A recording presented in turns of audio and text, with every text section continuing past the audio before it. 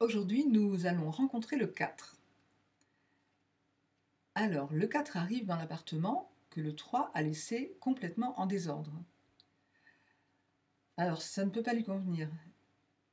Il se met à ranger, à trier, à nettoyer, et enfin, il peut s'installer et se sentir chez lui. Le 4 vient métaphoriquement transformer le flux créatif du 3 en quelque chose de pratique, de fonctionnel et d'organisé. Le 4 est pair, il est yin, et on le représente par un carré. C'est le carré de la terre, c'est le carré de la matière, de la matérialité.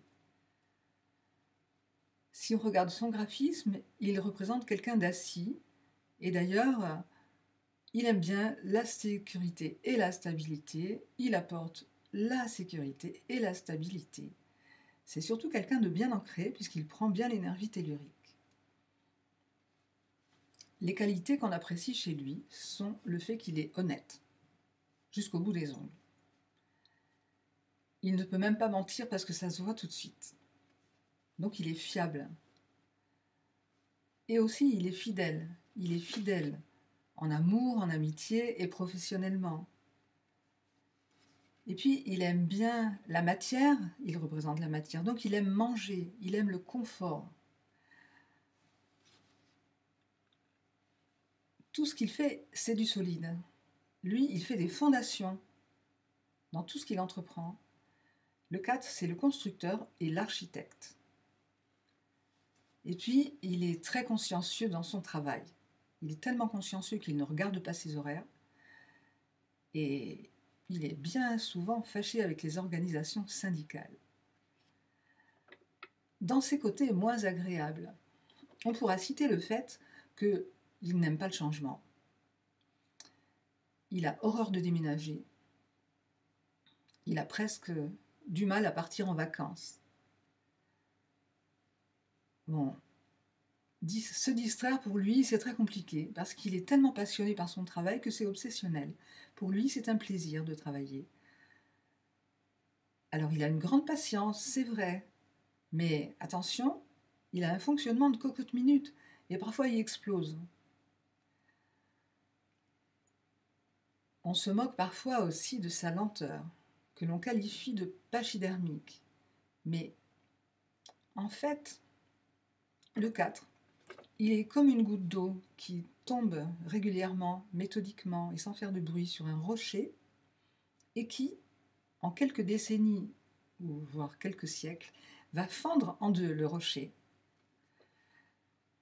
Alors, on lui reproche son manque de légèreté, c'est vrai. Ben, c'est parce que pour lui, la vie, c'est du sérieux. On lui reproche aussi son manque de souplesse, mais il fait tout ce qu'il peut, et il a du mal à sortir de son cadre, c'est tout. Alors maintenant, parmi les professions qui vont lui convenir, on va trouver toutes celles qui sont en lien avec la terre ou la nature. Je ne vais pas toutes les citer, bien sûr, mais il sera très heureux s'il est agriculteur, géologue, forestier.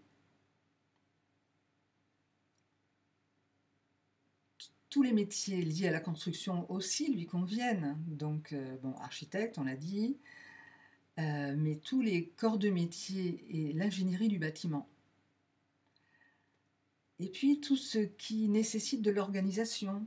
Donc là, il sera très heureux s'il est bibliothécaire, par exemple, comptable, administrateur, ou pourquoi pas mécanicien, parce qu'il faut prendre la bonne pièce, la mettre au bon endroit et la visser dans le bon sens.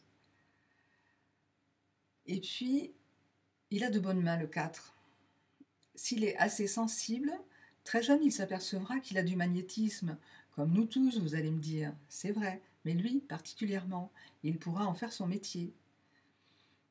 Et puis, comme il est très habile de ses mains, il pourra transformer la matière. Par exemple, tout ce qui se transforme lui conviendra comme l'art culinaire ou l'art floral, pour ne citer que ces deux activités-là. Alors, le conseil qu'on pourrait donner au 4, ce sera par exemple de freiner sa résistance au changement, en travaillant le lâcher-prise. Et puis, de trouver des activités qui vont lui apporter la sérénité pour calmer son système nerveux. Voilà, à très bientôt pour le 5.